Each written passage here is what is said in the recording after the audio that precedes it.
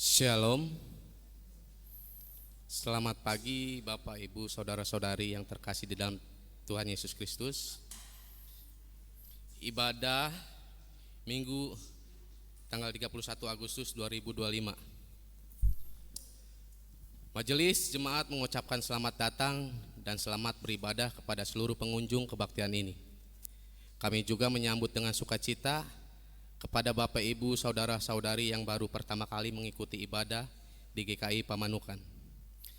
Jika Bapak Ibu Saudara-saudari membutuhkan informasi dan pelayanan, silakan menghubungi Penatua Jimmy Situmorang atau di sekretariat gereja. Pertukaran pengkhotbah Minggu kelima lingkup GKI SW Jabar. Pelayan firman hari ini Minggu tanggal 31 Agustus 2025 dilayani oleh Pendeta Ji Sadar Mahoni dari GKI Philadelphia. Biston pagi diadakan pada hari Rabu tanggal 3 September 2025 waktu pukul 05.30 WIB, tempat di gereja yang dipimpin oleh Penatua Iwan. Kami mengundang anggota jemaat dan simpatisan hadir dalam Biston pagi. Kebaktian syukur mengenang almarhum Saudari Patricia Princesa Aurora akan diselenggarakan pada hari Minggu tanggal 31 Agustus 2025 waktu pukul 19.00 WIB. Penyelenggara keluarga Ibu Ima atau Saudari Ardista. Tempat di gereja dipimpin oleh Penatua Kristanto dan Liturgos Penatua Jenny. Kami mengundang anggota jemaat dan simpatisan hadir dalam kebaktian tersebut. Kebaktian rumah tangga diselenggarakan pada hari Kamis tanggal 4 September 2025 waktu pukul 19.00 WIB. Penyelenggara Penatua Lili Swayuningsih. Tempat di gereja dipimpin oleh Penatua Jimmy Situmorang dan Liturgos Ibu Hani Mariani. Kami mengundang anggota jemaat dan simpatisan hadir dalam kebaktian tersebut. Persidangan ke-83 MSW Majelis Sinode Wilayah GKI SW Jabar akan dilaksanakan secara tatap muka pada hari Sabtu tanggal 20 September 2025, tempat Universitas Kristen Maranatha. Majelis Klasis penerima Majelis Klasis GKI Klasis Bandung. Mohon dukungan doa anggota jemaat dan simpatisan agar persidangan ini berjalan dengan baik. Anggaran dan persembahan bulan keluarga 2025 diberitahukan kepada Bapak Ibu Saudara-saudari. Anggaran bulan keluarga 2025 ditentukan sebesar Rp2.500.000. Minggu ini majelis jemaat akan membagikan amplop persembahan bulanan keluarga. Kami mengharapkan dukungan partisipasi Bapak Ibu Saudara-saudari sekalian untuk memenuhi kebutuhan dana tersebut.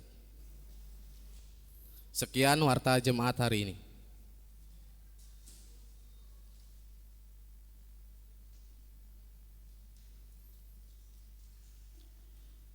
Umat yang dikasihi Tuhan, marilah kita menarik diri sejenak dari segala hiruk pikuk kehidupan. Kita datang ke hadapan Allah yang kudus bukan karena kita sempurna, melainkan karena kasih-Nya memanggil kita untuk berdiam dan menyembah. Di tengah dunia yang berubah, Tuhan tetap Allah yang setia. Ia penopang jiwa, penghibur hati, sumber pengharapan dan kekuatan kita. Marilah kita memasuki ibadah ini dengan hati yang tertuju kepadanya, dengan jiwa yang berserah, dan dengan mulut yang siap memuji Tuhan. Pujilah Tuhan dengan segenap jiwa, kuduskanlah namanya. Dengan rindu penuh, kita puji namanya selalu. Umat diundang untuk bangkit berdiri.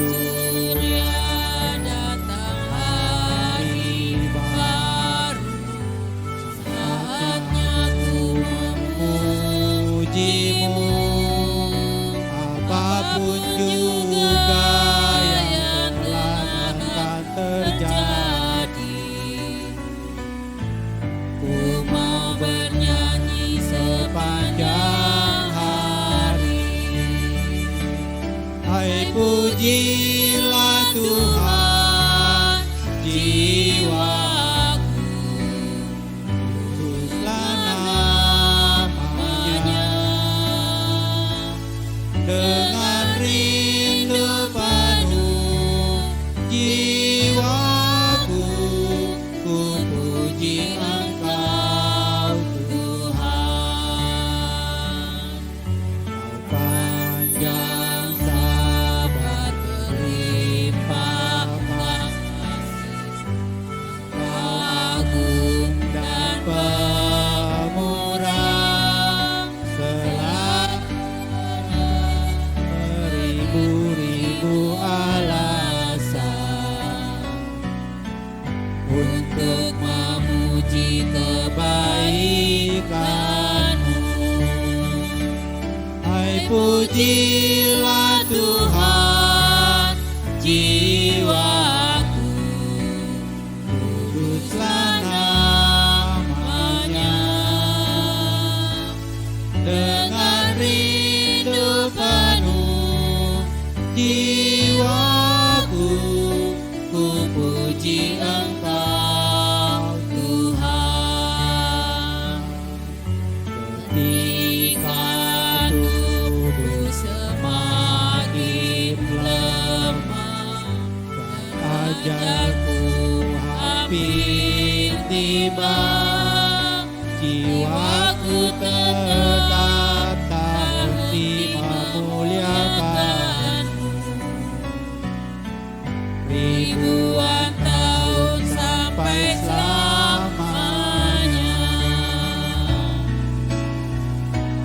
Hai pujilah Tuhan jiwaku, kuduslah namanya. Dengan rindu penuh jiwaku, ku puji Engkau Tuhan.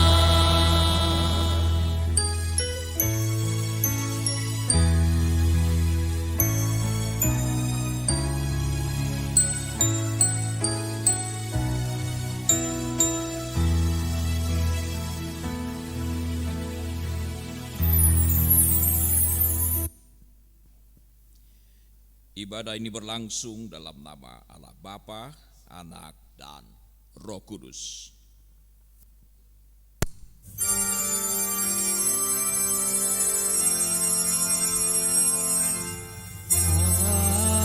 Amin, amin, amin, amin, amin, amin.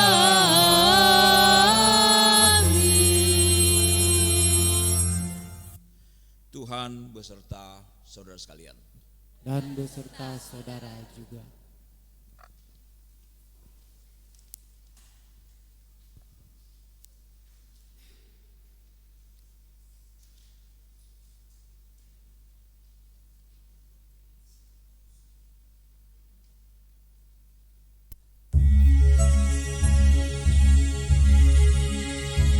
Hai sobat kita, apakah kamu sudah pernah mendengar cerita bom atom Hiroshima dan Nagasaki?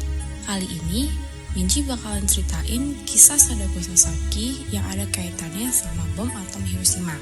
Kisah Sadako Sasaki adalah kisah yang mengharukan tentang seorang anak perempuan Jepang yang menjadi korban bom atom Hiroshima pada Perang Dunia Kedua. Sadako Sasaki lahir pada 7 Januari 1943 di Hiroshima, Jepang. Ia adalah seorang anak yang sehat dan bahagia hingga usianya mencapai 2 tahun. Namun, pada tanggal 6 Agustus 1945, ketika dia berusia 2 tahun, bom atom Little Boy dijatuhkan di atas Hiroshima oleh Amerika Serikat. Kota itu hancur dan ribuan orang tewas atau mengalami luka-luka serius, termasuk Sadako. Meskipun Sadako selamat dari ledakan tersebut, banyak radiasi atom menghantuinya. Pada tahun 1954, Saat ia berusia 11 tahun, dia mulai merasa sangat lemah dan didiagnosis menderita leukemia, sejenis kanker darah yang disebabkan oleh radiasi bom atom. Selama masa sakitnya, Sadako ingat kisah tradisional Jepang yang mengatakan bahwa siapapun yang bisa melipat 1000 bangau akan mendapatkan keinginannya yang paling mendalam. Keinginan dari Sadako Sasaki adalah untuk sembuh. Sadako pun memutuskan untuk memenuhi tradisi ini dan memulai melipat 1000 origami yang berbentuk burung bangau dari kertas. Meskipun dalam keadaan sakit dan lemah, dia tidak pernah kehilangan semangat. Dia melipat burung bangau dengan tekun dan berharap agar sembuh dan dapat hidup seperti anak-anak lainnya. Sayangnya, kondisi kesehatannya semakin memburuk dan dia tidak dapat menyelesaikan 1000 origami burung bangau sebelum akhir hayatnya. Namun, semangat dan tekadnya mempengaruhi banyak orang di sekitarnya. Kisahnya menyebar, teman-teman dan keluarganya membantu menyelesaikan 1000 origami burung bangau yang ia mulai. Sadako Sasaki meninggal pada 25 Oktober 1955 ketika usianya baru 12 tahun. Namun, warisan dan semangatnya tetap hidup. Orang-orang di seluruh dunia mendengar tentang kisahnya, dan 1000 origami burung bangau menjadi simbol perdamaian dan harapan. Momen untuk menghormatinya dibangun di Taman Pendidikan Hiroshima, dan setiap tahunnya ribuan burung bangau origami ditempatkan di makamnya untuk mengenangnya. Itulah kisah Sadako Sasaki yang mendorong upaya-upaya untuk mengakhiri penggunaan senjata nuklir dan mempromosikan perdamaian di seluruh dunia. Ia adalah salah satu simbol kekuatan manusia dalam menghadapi penderitaan dan keinginan untuk menciptakan dunia yang lebih baik. Terima kasih ya sudah mendengar cerita Sadako Sasaki. Jangan lupa like, comment, dan subscribe. Terima kasih.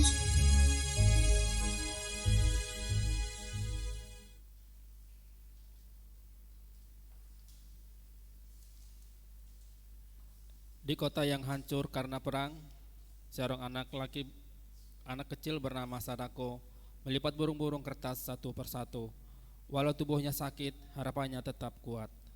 Ia tahu, mungkin ia tidak akan sembuh. Tapi ia terus melipat, karena ia percaya. Dari tangan kecil, lahir pesan damai yang besar.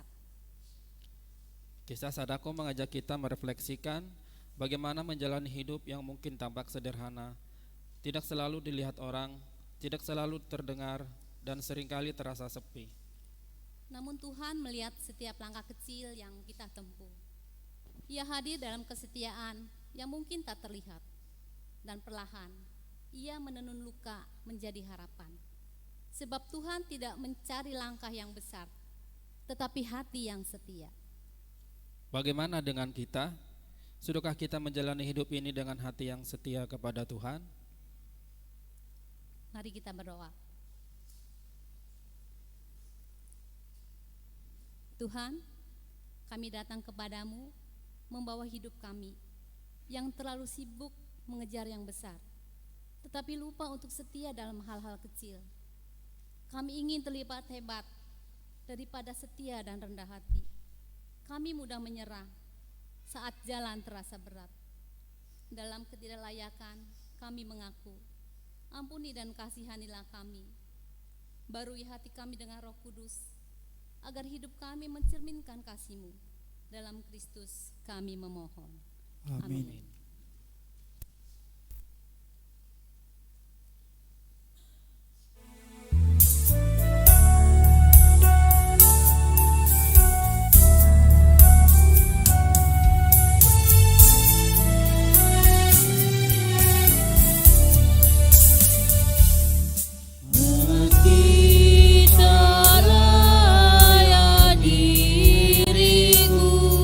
Tetapi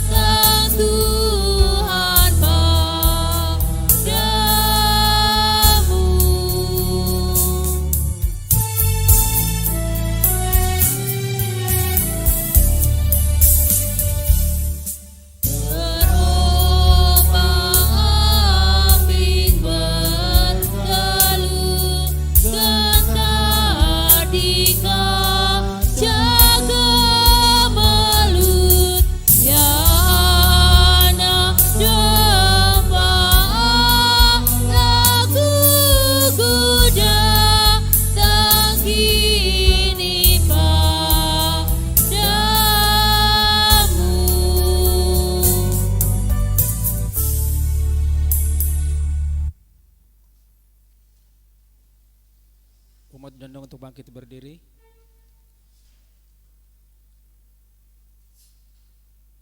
Bagi setiap kita yang mengaku dosa di hadapan Tuhan, dengarkanlah berita anugerah yang diambil dari 2 Korintus 5 ayat 17 sampai 18. Jadi siapa yang ada dalam Kristus, ia adalah ciptaan baru. Yang lama sudah berlalu, sesungguhnya yang baru sudah datang. Semuanya ini dari Allah, yang dengan perantaraan Kristus telah mendamaikan kita dengan dirinya dan telah mempercayakan pelayanan pendamaian itu kepada kami. Di dalam Kristus engkau telah diampuni. Di dalam Kristus Kristus engkau pun telah diampuni. Damai Kristus bagimu. Damai Kristus bagimu juga.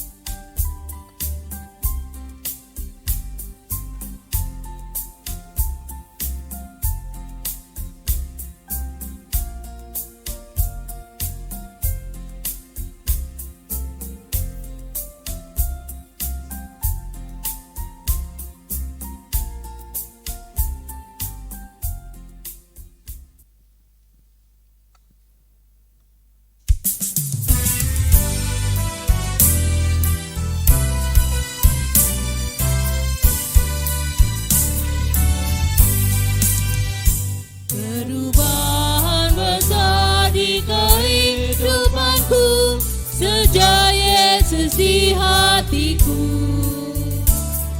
Jiwaku bersinar terang yang cerah sejak Yesus di hatiku. Sejak Yesus di hatiku. Sejak Yesus di hatiku. Jiwaku bergema bagai ombak besar sejak Yesus di hatiku.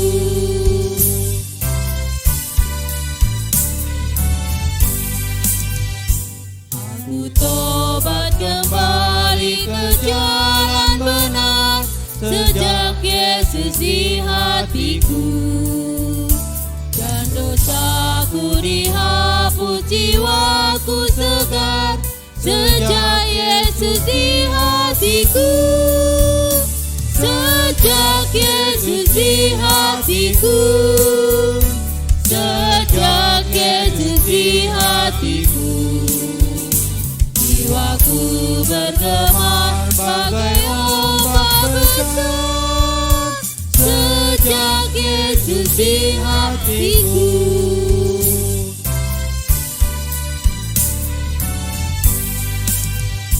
Aku rindu pergi ke tempat Tuhanku sejak Yesus di hatiku.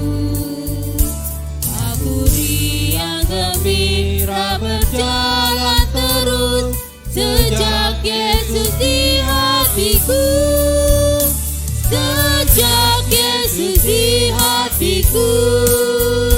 Sejak Yesus di hatiku. Jiwaku bergema bagai ombak besar sejak Yesus di hatiku.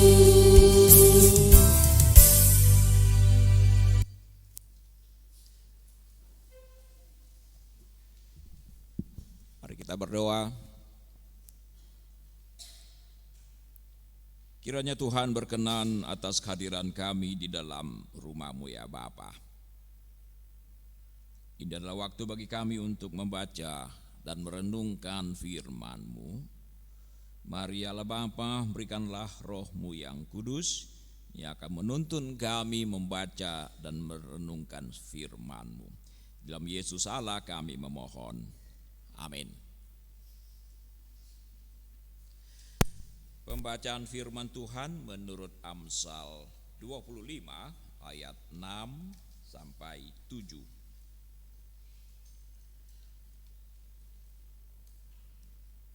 Amsal 25 ayat 6 dan 7. Jangan berlagak di hadapan raja atau berdiri di tempat para pembesar. Karena lebih baik orang berkata kepadamu, naiklah ke sini, daripada engkau direndahkan di hadapan orang mulia. Demikianlah firman Tuhan. Berbahagialah setiap orang yang mendengarkan firman dan yang memelihara dalam hidupnya. Haleluya.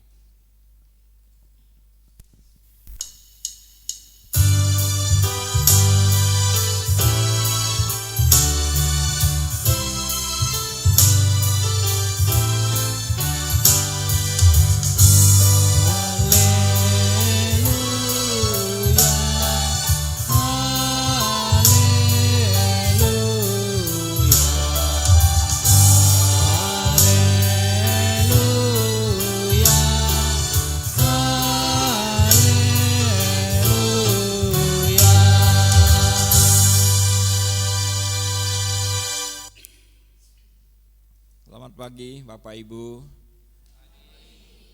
Shalom.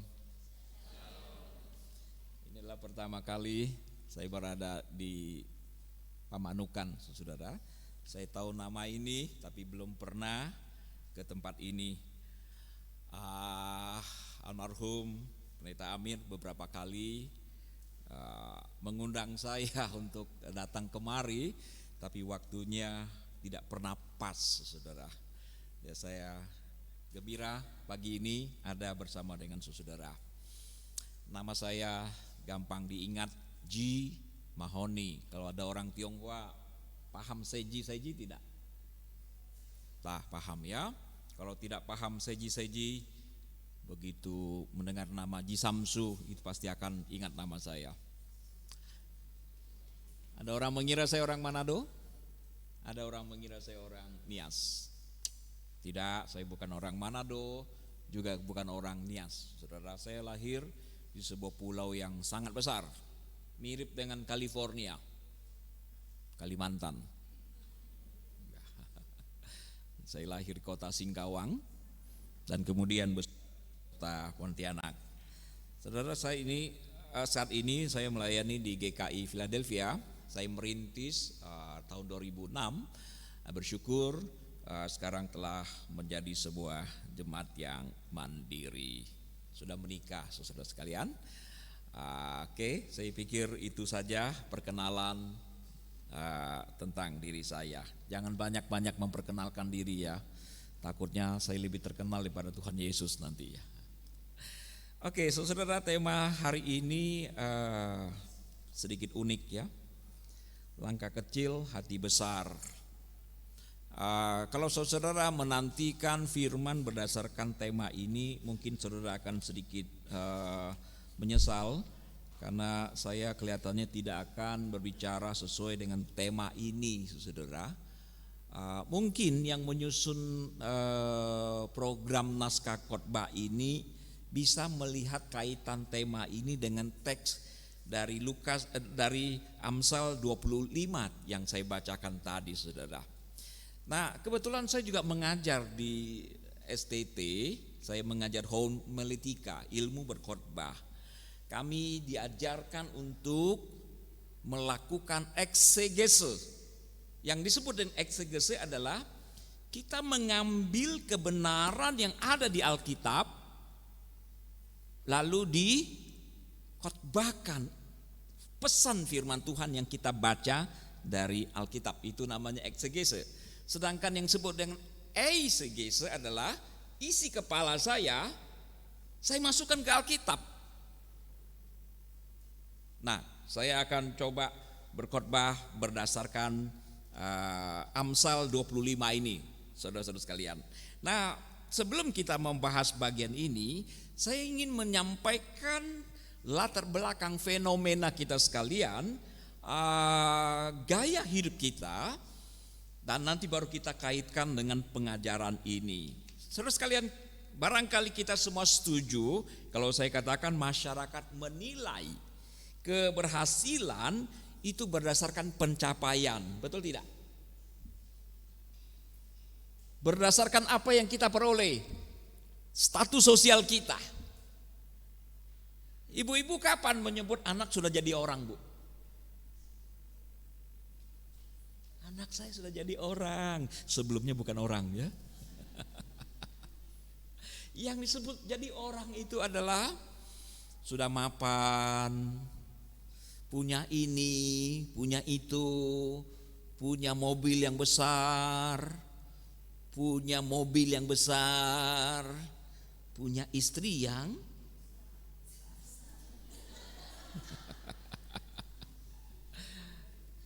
tetapi seseorang yang takut pada Tuhan,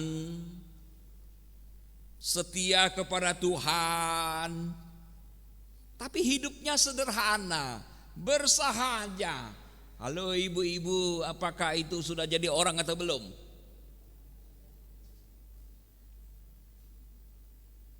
Mungkin tidak dianggap sudah jadi orang.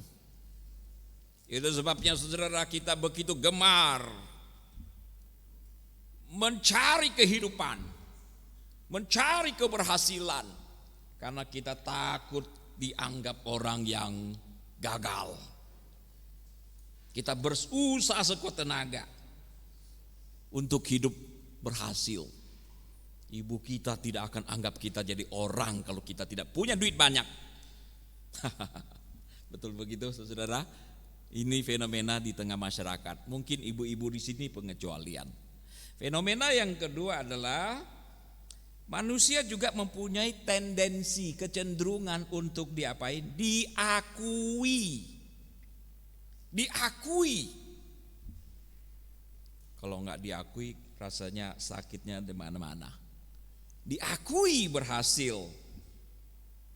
Itu sebabnya kalau kita pergi reunian, pergi ke resepsi, itu gaun yang terbaik dipakai bukan? Betul tidak? Baju terbaik yang kita pakai, gigi emas kita pasang, cincin 10 jari kita pasang, walaupun 9 diantaranya imitasi. Kita ingin orang tahu kita berhasil. Saudara, barangkali kita sebagai orang yang sudah berumur nggak punya kecenderungan seperti itu. Tapi barangkali kalau kita tidak berhasil, saudara, tidak mendapatkan pengakuan di tengah masyarakat, barangkali anak kita, istri kita tidak happy. Kalau kita punya mobil yang bagus, mewah, begitu kita pergi ke acara undangan ya, pergi ke hotel yang paling mewah di kota Bandung itu, hotel apa ya? Kalau Jakarta misalnya Hotel Mulia. Kalau mobil kita bagus, begitu kita berhenti di lobi, itu ada petugas yang akan menunduk kepalanya mendekati lutut ya, membukakan kita pintu mobil, dan kita masuknya pun ya dengan dada dibusung sedikit. Orang berhasil, mobil gede. Tapi kalau mobil kita mobil biasa, catnya udah luntur, begitu kita mau berhenti di lobi, ada yang teriak dengan suara kencang. Siapa yang teriak? Siapa yang teriak? Bukan petugas hotel, tapi mungkin istri kita atau anak-anak kita. Jangan di sini berhentinya. Kenapa? Karena begitu turun orang-orang lihat, mobilnya jelek banget. Sehingga isi keluarga yang lain itu merasa, papaku bukan orang yang berhasil. Kalau turun sini memalukan. Saudara, satu saat ketika anak saya perempuan ya, SMP kelas berapa, kebetulan waktu itu anak saya sekolah di sekolah internasional. Jadi orang-orang tua yang sekolah sana itu kaya. Ada yang punya kapal pesiar. Yang paling miskin mungkin saya kan ya. Pendeta anak sekolah yang bagus. Nah, itu salah sendiri juga kan ya. Satu saat ini sekolah bikin acara di sebuah restoran. Waktu itu saya dapat mobil dinas yang udah tua. Saya ingat saya warna hijau waktu itu. Waktu pulang ya, saya lihat putri saya menutupi mukanya dengan kertas.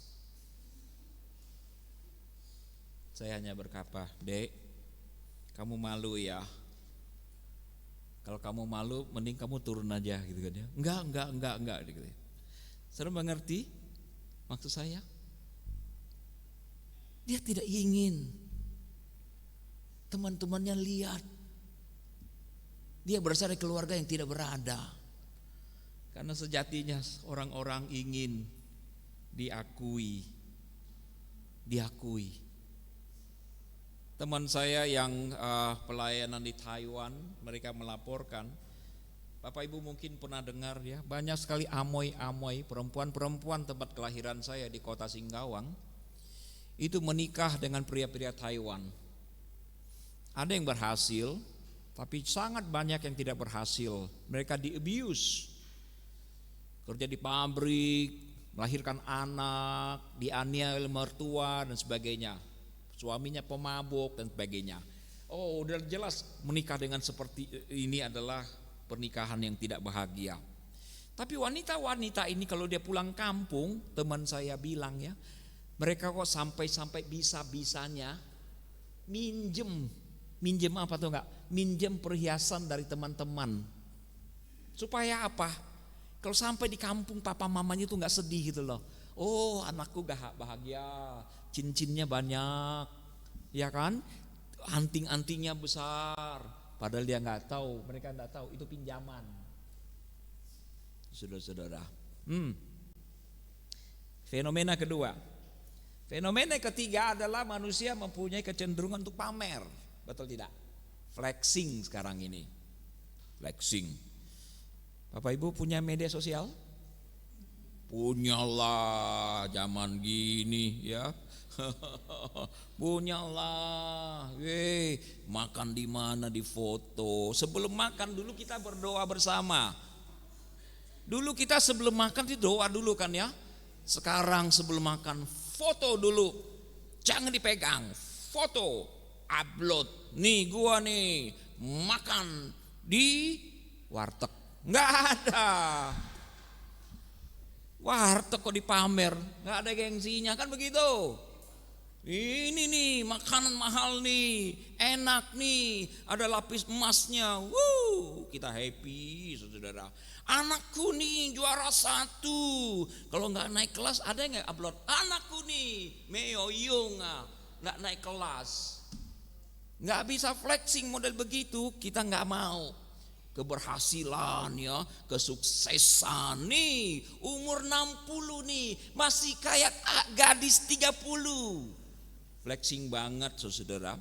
Pendeta juga bisa flexing Pak Jimmy. Bagaimana caranya? Bapak Ibu doakan saya ya. Setelah ini saya akan ke Afrika Selatan. Di situ ada KKR.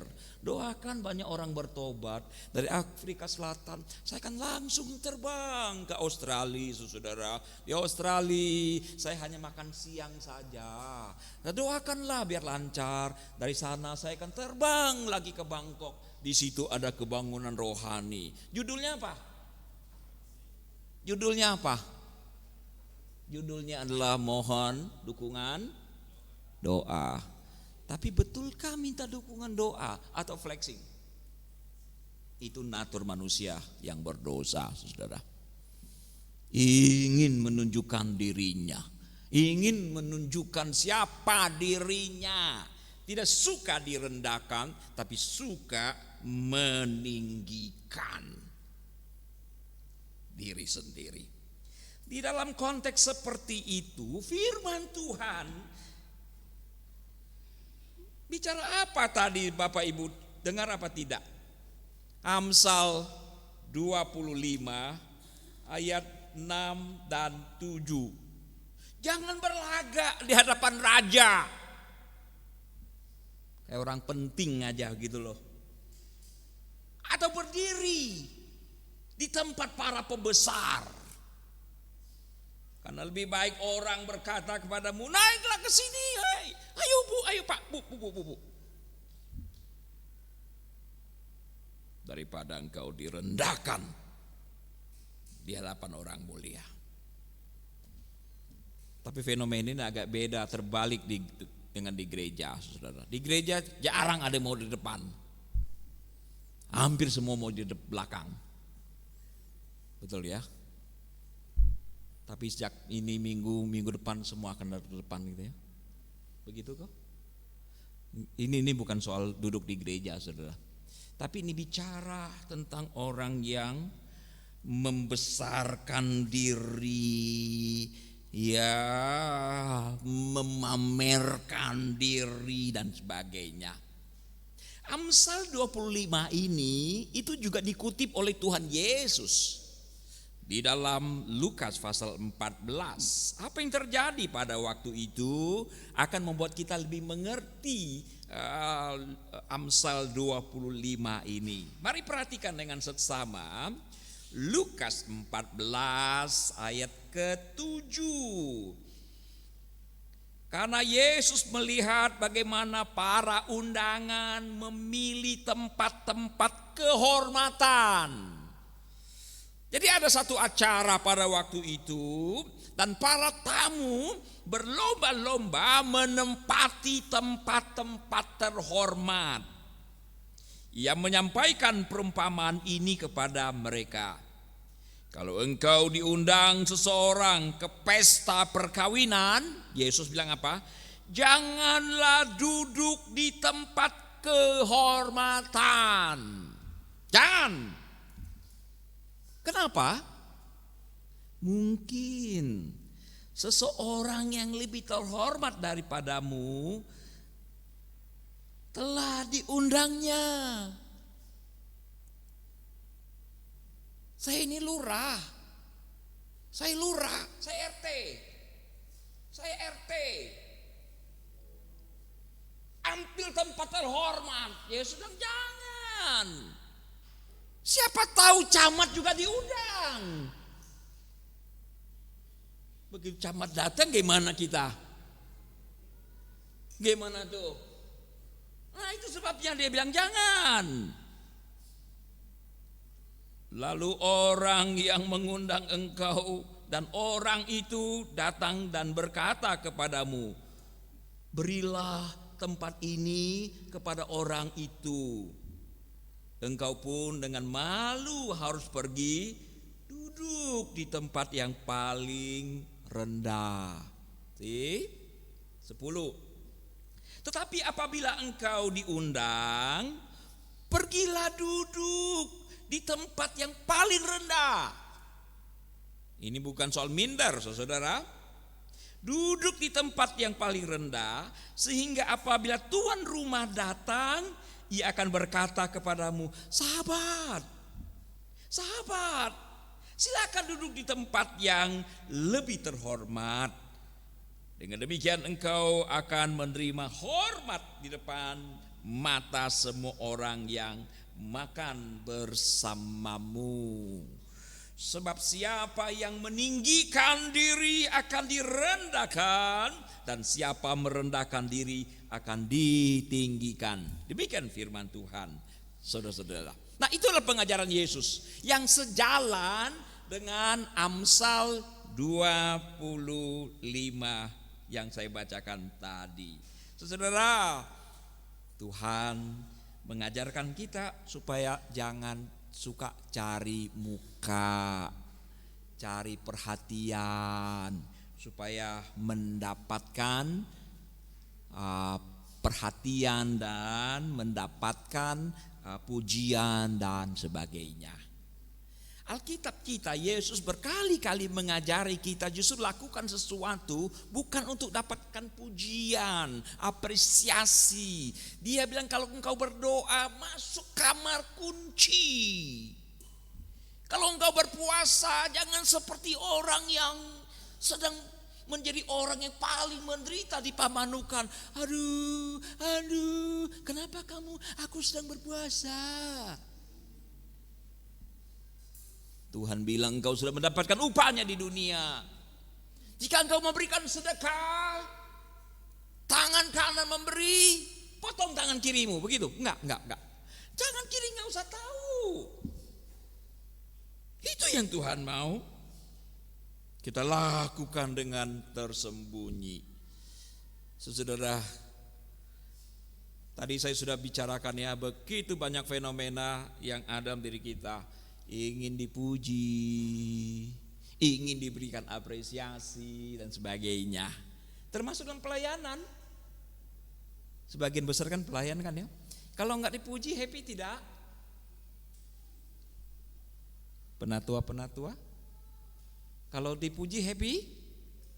Wih, tanduknya ya langsung berdiri gitu. Semoga saja tidak. Bagaimana kalau direndahkan? Bapak ya, kalau nyanyi itu bagus banget Pak. Tapi lebih bagus lagi tidak nyanyi. Tuh, langsung marah tuh, langsung tersinggung tuh. Langsung pindah gereja karena merasa direndahkan. Karena yang basicnya, dasarnya kita orang yang congkak sombong, begitu direndahkan, sakitnya enggak ketulungan. Satu saat Yesus berada di Betani, nggak tahu siapa yang berikan komando ya. Si Marta tiba-tiba sibuk sekali.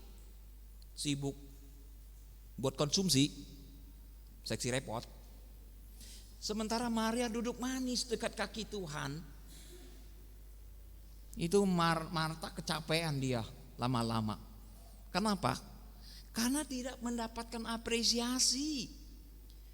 Dia capek sendiri. Dia punya prinsip, aku akan lakukan pelayanan asal lu orang ikut. Lu orang gak mau, gua juga ogah. Kebetulan saudaranya duduk manis, gak lakukan apa-apa. Dia protes pada Yesus, Guru, apa engkau tidak peduli saudaraku membiarkan aku kerja sendiri? Coba tuh, si Marta hari itu kalau dia sajikan minum, kira-kira bagaimana cara dia kasih minum? Coba peragakan ibu-ibu, hati dongkol ya, kayaknya sendiri aja kan ya, nggak ada apresiasi. Gimana bapak-bapak bisa peragakan nggak cara dia menyajikan minuman? Mari minum, mari minum, begitu? Barangkali. Kalau di dapur dia lagi potong daging kambing, kira-kira bagaimana cara dia potong kambingnya? Pelan-pelan begitu kambingnya. Barangkali dia akan keluarkan kampak ya, golok paling gede ya, tembok pun pang pang pang pang pang, supaya semua orang tuh dengar loh. Gua sendiri loh, tahu nggak? Gua sendiri. Di mana kalian?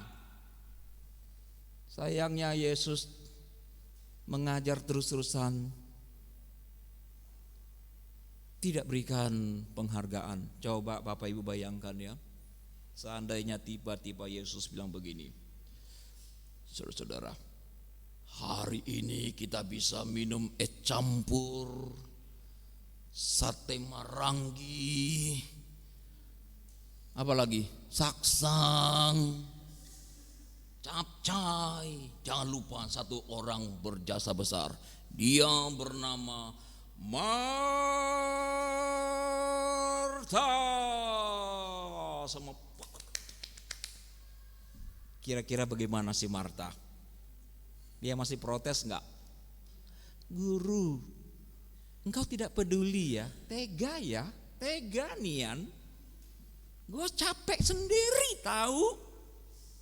Saudara, dia tidak akan berkata-kata seperti itu kalau dia hari itu bisa bekerja di dalam senyap, tidak dipuji, tidak apa-apa. Yang penting aku lakukan terbaik yang bisa aku lakukan. Itu yang harus terjadi, saudara. Saudara, ketika seseorang tidak tahu diri, menempatkan dirinya kebesaran, akhirnya kata Tuhan, engkau dipersilakan pergi. Ini bukan soal kasta. Tuhan tidak sedang mengajarkan ada kasta di dalam gereja. Oh, ini terhormat, ini pernah tua, ini pernah muda, ini enggak ada begitu-begituan. Sama di dalam kekristenan. Setuju ya Pak ya? Tapi dia sedang mengajarkan di dalam tatanan masyarakat. Memang ada status sosial yang tidak bisa kita hapuskan. Itu memang nyata di tengah masyarakat. Ada orang posisinya lebih tinggi. Ada orang kaya, ada orang miskin. Memang betul itu. Yang dia mau ajarkan bukan soal kasta. Yang mau diajarkan adalah supaya kita betul-betul menempatkan diri pada tempat yang tepat. Bapak Ibu kalau dipersilakan dan diminta pindah tempat dengan kasar atau dengan halus, bagaimana sikap kita? Bu, kalau ibu disuruh turun, bu, pindah bu, ibu. Happy nggak ibu? Happy nggak? Nggak happy ya? Sama bu, saya juga begitu. Pak Iwan happy Pak? Enggak juga kan? Nah kenapa orang suruh kita pindah? Karena memang diri kita nggak tahu diri. Menempatkan tempat orang lain itu bukan tempat kita. Begitu kita disuruh pergi kan orang dilema kan? RT. Itu camat datang. Saya duduk di tempat camat gitu loh. Panitia kan kelabakan kan? Iya kan? Dalam hati ini orang kok nggak tahu diri ya. Pak maaf pak ya. Bapak boleh geser sedikit, tersinggung RT-nya. Itu namanya RT nggak tahu diri, nggak tahu malu juga ya. Udah itu marah lagi. Bapak Ibu tahu nggak, di dunia ini banyak orang tidak tahu sebab akibat, nggak ngerti sebab akibat. Kita selalu berkata ada asap,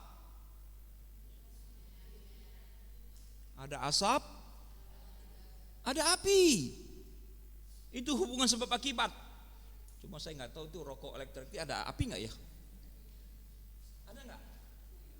Vape itu ada api nggak? Nggak promo ya? Katanya mau dilarang tuh, saya senang banget itu. Dilarang, saya senang banget. Saudara. Sebab akibat banyak orang nggak tahu. Udah disuruh turun. Bukan, oh iya sorry ya saya salah duduk ya. Terima kasih sudah ingatkan saya. Malah dimusuhin. Gitu ya. Menghina saya ya. Merendahkan saya ya. Nah ini orang-orang yang tidak tahu diri. Saudara, sebaliknya Tuhan bilang, kalau kita memang bukan orang yang terhormat secara status sosial, jangan lakukan itu. Saya pernah berhadapan dengan seseorang baru belajar teologi dikit banget, langsung kasih nasihat, para pendeta, Pak Pendeta mesti begini. Apa yang dia omongkan pendeta itu tahu semua. Apa yang nggak boleh berikan nasihat pada pendeta? Boleh aja. Tapi apa yang disampaikan nggak ada yang istimewa masalahnya gitu loh. Paham Bapak Ibu? Tuhan bilang kalau engkau tidak dalam kapasitas itu, ya janganlah. Jangan. Sok ngajar lagi ya. Mahasiswa ya kalau khotbah itu temannya nggak suka. Kayak dia paling saleh ya. Kalian ya belajar yang sungguh-sungguh. Ini mahasiswa. Khotbah di atas temannya. Rajin, jangan tiktokan melulu, disiplin.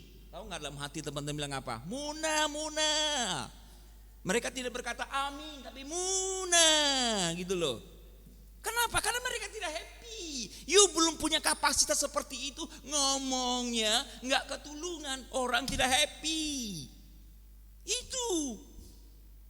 Bahkan menariknya ya, Yesus di dalam ayat berikutnya, Kalaupun engkau punya kapasitas untuk duduk di tempat itu,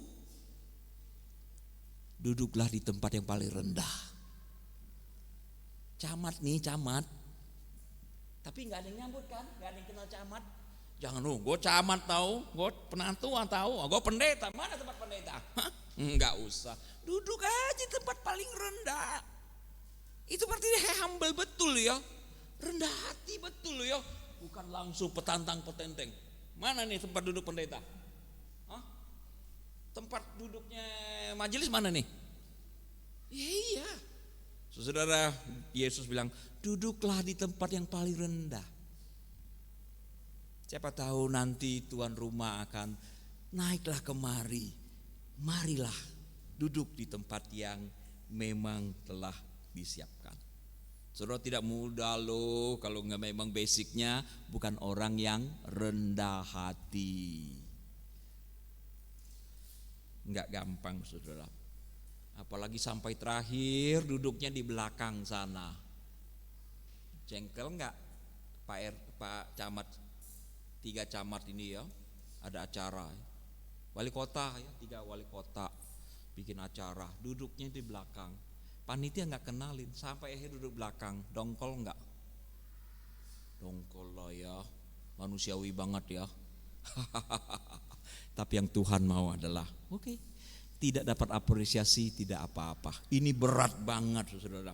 Karena basic manusia berdosa kita kalau tidak diubahkan oleh Tuhan itu berat sekali. Ketika kita adalah somebody dijadikan nobody. Wow, saudara, bahaya sekali. Maka pernah saya dengar ada kisah seorang pendeta punya doktor, Bu. Ada satu acara, bikin buku acara, doktornya lupa ditulis. Oh, dia protes. Kenapa doktornya nggak ditulis? Ini bicara apa?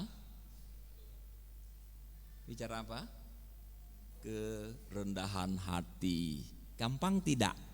Kalau kita memang orang yang rendah hati, tidak ada yang sulit. Tapi kalau memang suka flexing, ya, congkak, sombong dan sebagainya, sulit. Seorang pemuda tinggi, besar, ganteng, tinggi besar seperti saya ya. Tapi pegawai rendahan, gaji kecil. UMR sini berapa Bu? UMR berapa Bu? 2,5. Dia cuma 2 juta Pak. Pergi ke toko arloji, mewah, super. Ini nabung seumur hidup juga tidak bakal dapat. Ya, dia hanya berfantasi aja. Buset, harganya 1,5 M. Lalu datang seorang satpam berkata demikian, Dek, boleh minggir dikit aja. Ada klien gede mau datang. Pemuda ini tahu diri saudara. Dia pergi dengan malu, dikit aja malunya, udah pergi. Emang gua nggak mampu beli, mau ngapain toh ya? Ya udah dia pergi. Lama kemudian saudara, nasibnya berubah. Dia dapat istri yang super kaya. Jadi kaya nggak? Halo bapak-bapak, tadinya miskin nih, dapat istri super kaya. Itu laki jadi kaya juga, jadi kaya juga. Kayanya BGT, tahu nggak? Apa itu kaya BGT? Kaya banget. Nah, setelah kaya, tahu nggak? Orang kaya nggak kaya itu udah penampilan udah kelihatan. Saya ya tampang begini, dikasih berlian pun orang bilang paling beling. Udah kelihatan di tampangnya kan. Tapi orang tertentu sekalipun pakai beling, asli itu, asli. Karena tampangnya udah kelihatan kan. Paham maksud saya Bapak Ibu? Nah pemuda ini dia pergi lagi ke toko arloji yang sama. 6 bulan sekarang seri baru semua.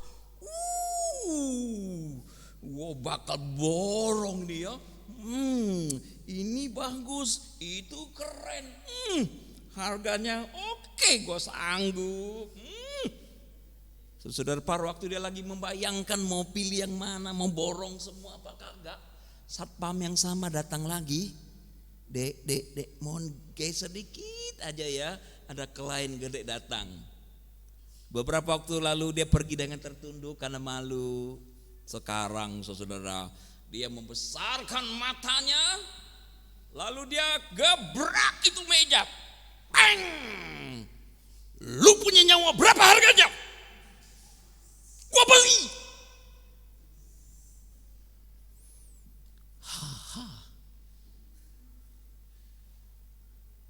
Ada apa dengan pria ganteng ini, saudara?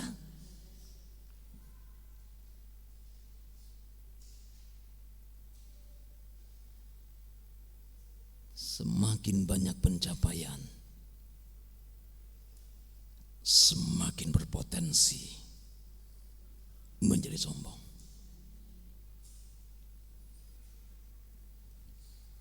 Semakin merasa diri cantik, semakin potensi menjadi sombong. Ini waktu saya khotbah udah habis belum ya Pak? Hah? Udah habis ya? Oh, saya datang 3 jam, pulang mungkin 4 jam ya, 7 jam. Jadi saya khotbah 7 jam hari ini, baru impas saudara. Enggak saudara.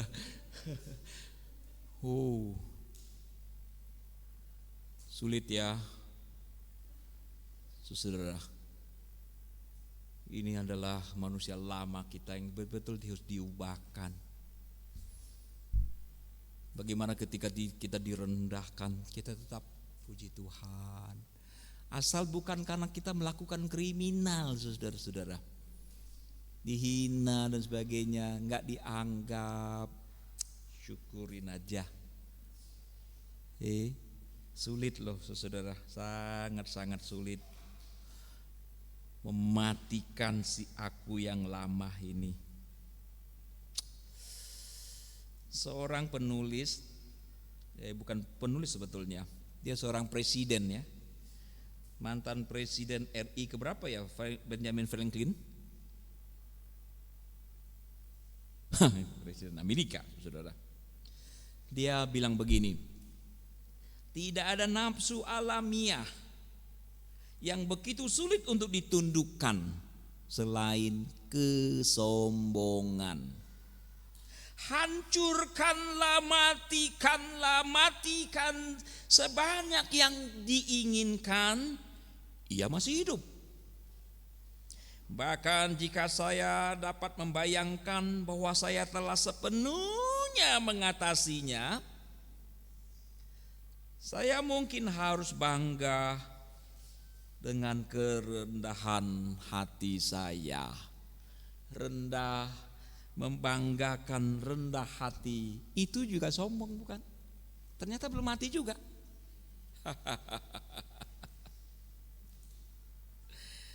Seorang remaja putri, ini cerita konyol sedikit. Dia merasa berdosa. Ini ceritanya bukan gereja GKI ya. Jadi ada bilik pengakuan dosa. Dia akhirnya datang mengaku dosa. Pastor, saya mau mengaku dosa. Dosa apa yang kau lakukan, gadis muda? Entah kenapa ya. Kalau saya lihat semua gadis yang ada di gereja ini, saya rasa saya paling cantik. Kata si gadis, tapi pasturnya berkata, anakku, barangkali engkau salah menilai. Paham ya Nona? Menganggap dirinya cantik padahal kagak gitu loh. Engkau bukan sombong, engkau hanya salah menilai.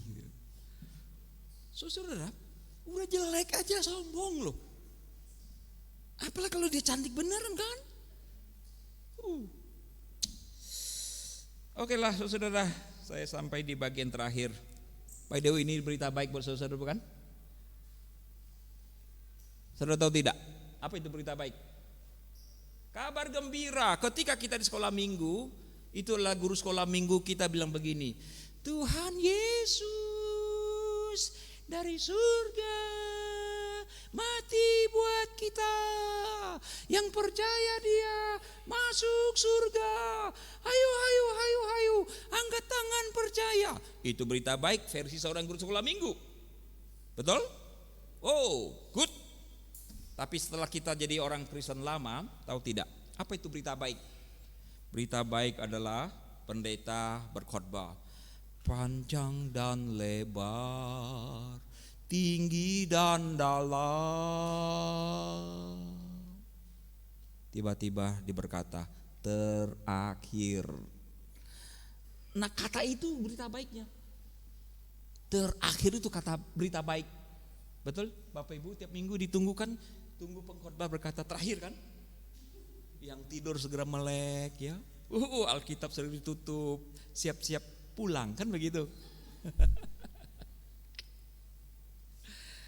Saudara, berita baik buat saudara adalah yang seperti ini. Seorang pemuda di Spanyol namanya Jose Cubero. Jose Cubero umur 21 tahun. Saudara, dia adalah pemuda yang keren sekali, berotot six pack, saudara. Dan dia seorang matador di usia yang sangat belia, 21 tahun, sangat terkenal. Karena apa? Keterampilan dia membunuh banteng-banteng. Pada tahun 1958, Jose Cubero lagi-lagi berhasil merubuhkan seekor banteng yang besar dan berotot. Saudara sekalian, semua orang di stadion bertepuk tangan karena anak muda ini begitu hebat, terampil membunuh banteng. Dia menikmati tepuk tangan semua orang lain.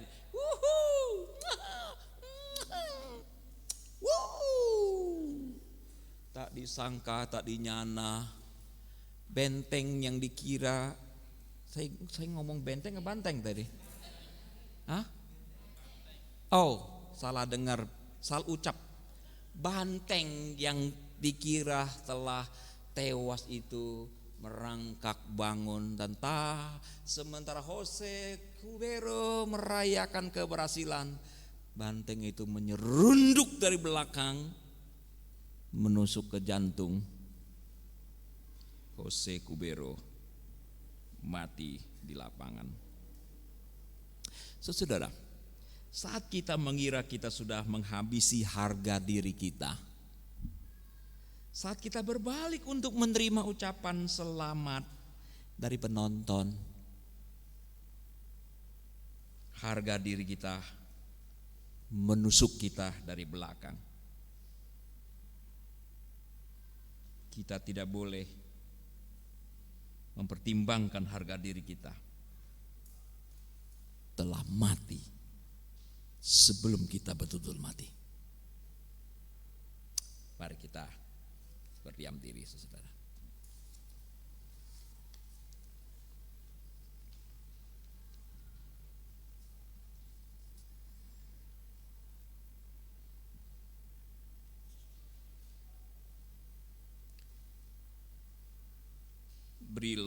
Berikan diri yang terbaik sebagai pujian komitmen kita.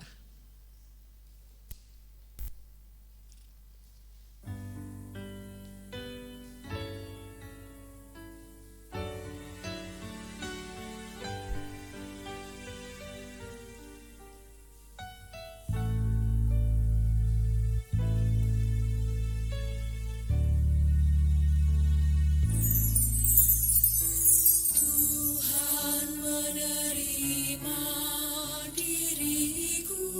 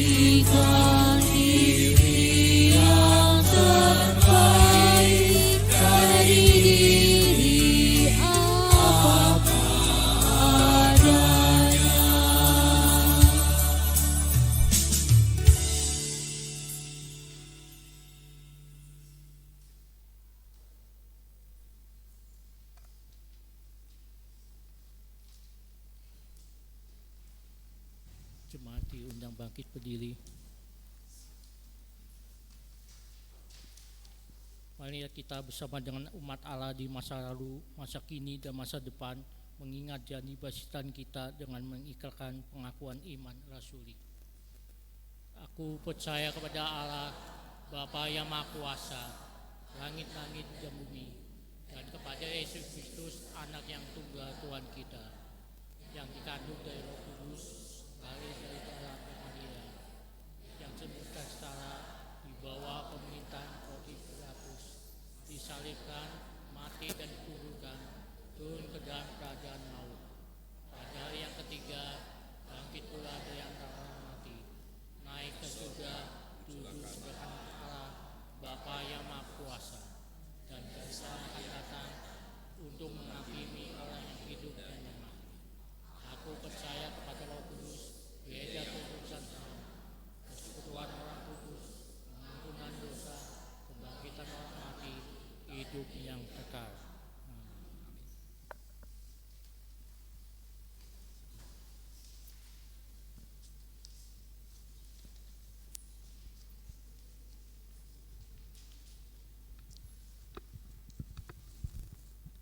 Marilah kita menaikkan doa syafaat kepada Tuhan.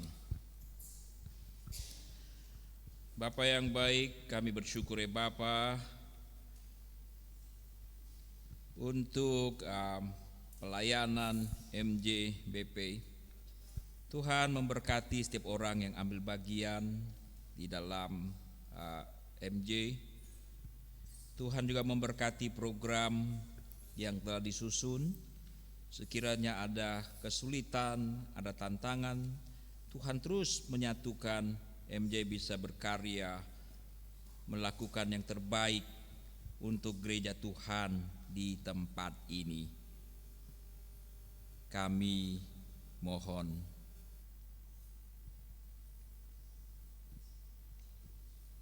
Tuhan juga memberkati, menolong anggota jemaat yang mengalami masa-masa sulit. Mungkin ada yang sedang sakit. Tuhan, Kau berikanlah anugerah-Mu. Yang imannya lemah, Tuhan kuatkan kembali. Suami istri yang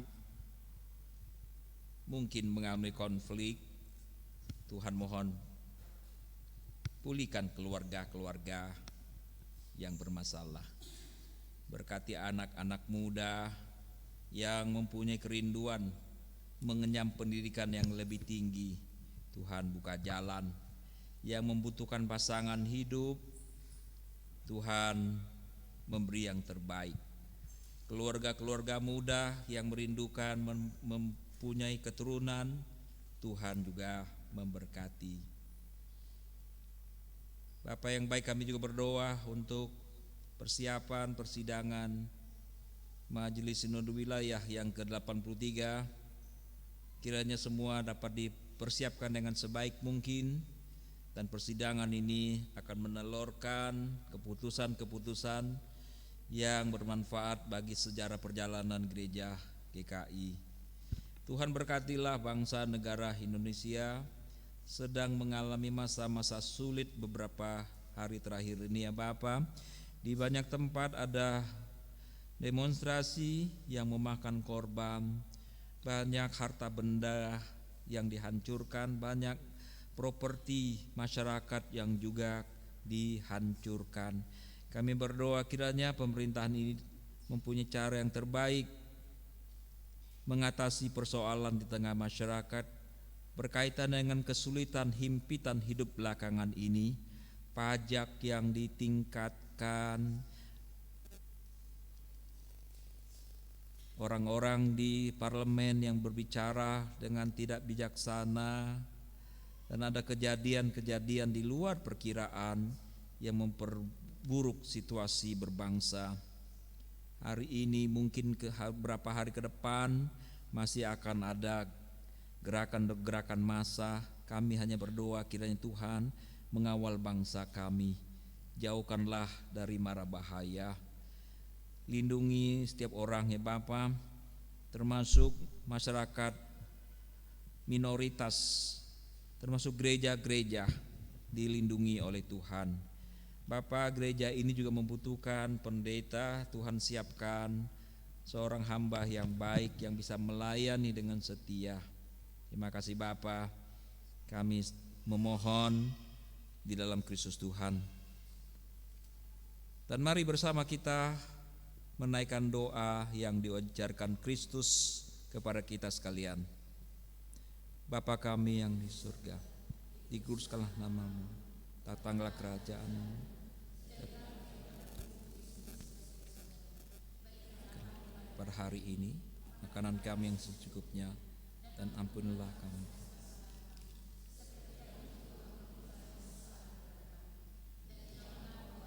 Tuhan, tapi lepaskanlah kami dari perang jahat, karena Engkau yang punya kerajaan, kuasa, dan kemuliaan sampai selama-lamanya.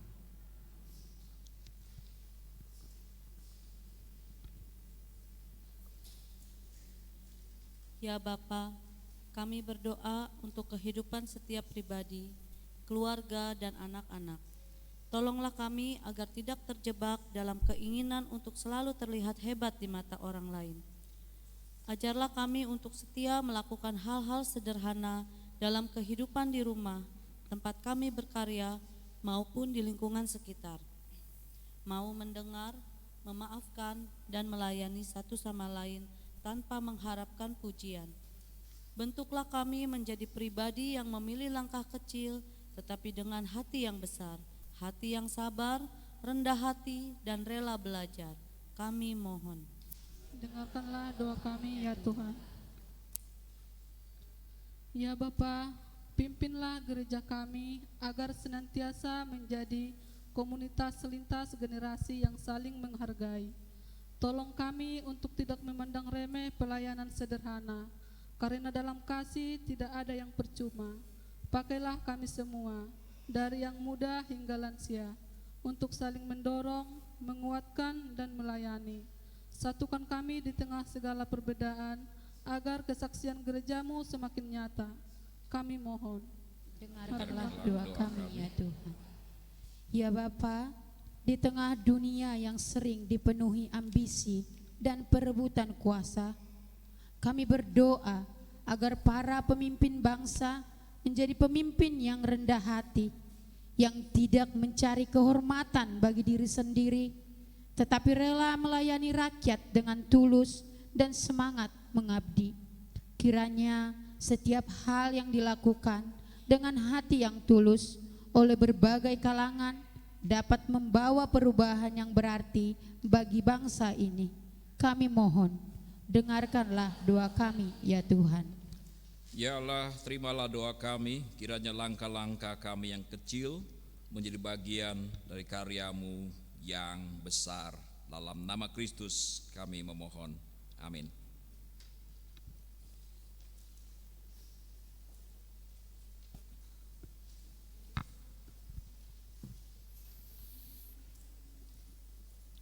Umat terkasih, Tuhan telah memelihara kehidupan kita setiap harinya. Saat ini kita akan mengungkapkan syukur kepadanya melalui persembahan dalam 2 Korintus 9 ayat 12 dinyatakan, sebab pelayanan kasih yang kamu baktikan ini bukan hanya mencukupkan keperluan orang-orang kudus, tetapi juga melimpahkan ucapan syukur kepada Allah.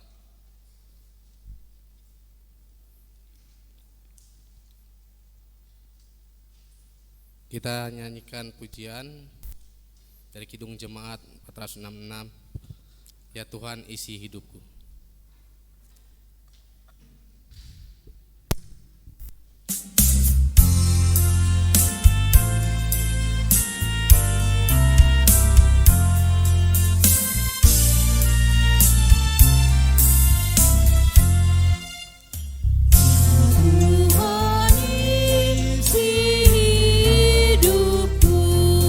Dengan anugerah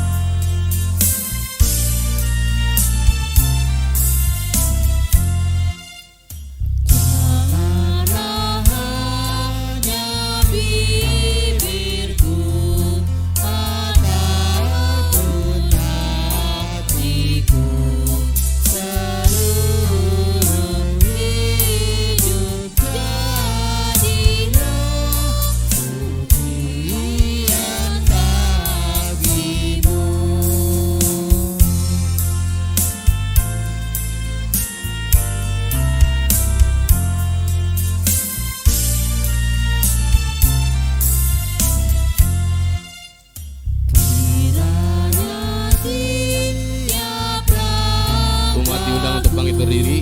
dan pekerjaanku, dunia biasa dan kecil, memuji namamu.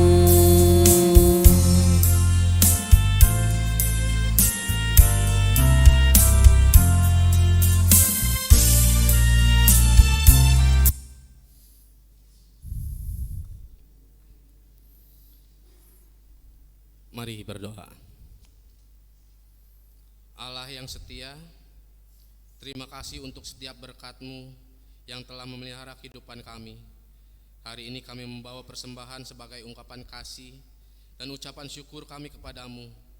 Pakailah persembahan ini menjadi bagian dari pekerjaan-Mu, dan bentuklah kami menjadi pribadi-pribadi yang rela memberi, melayani, dan melangkah dalam kasih. Di dalam nama Tuhan Yesus Kristus kami berdoa. Amin.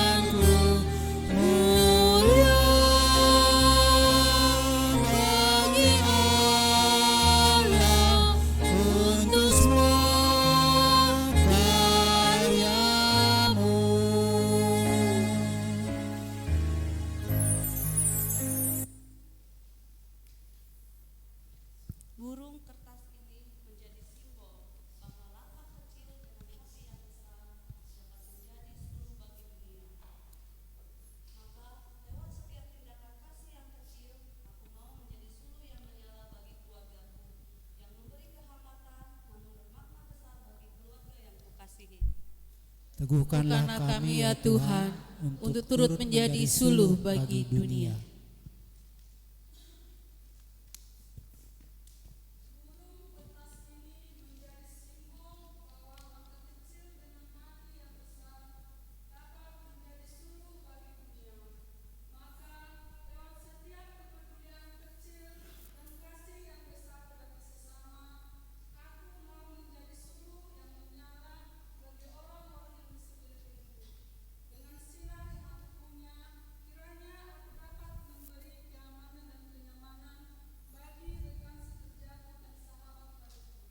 Pimpinlah langkah kami ya Tuhan, untuk turut menjadi suluh bagi dunia.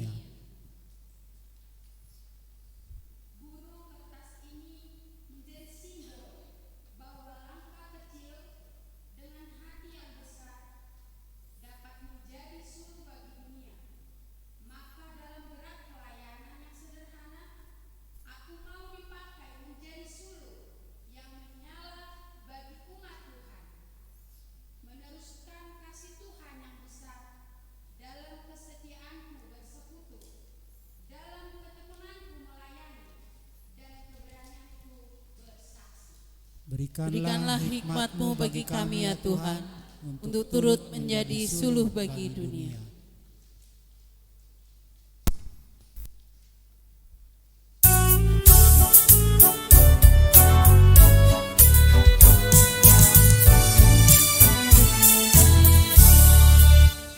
Sungguh inginkan Kau lakukan hal besar, jangan tunggu tiba saatnya. Ini tugasmu, kerjakan dengan baik benar.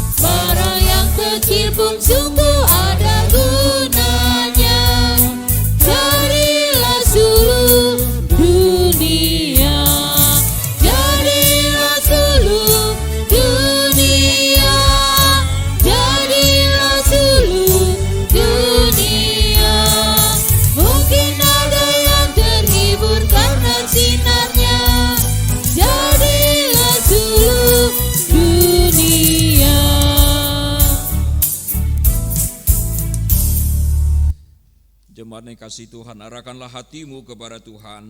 Kami Mengarahkan hati kami kepada Tuhan. Jadilah saksi Kristus. Syukur kepada Allah. Terpujilah Tuhan. kini dan selamanya. Pulanglah dengan sejahtera dan terimalah berkat dari Allah.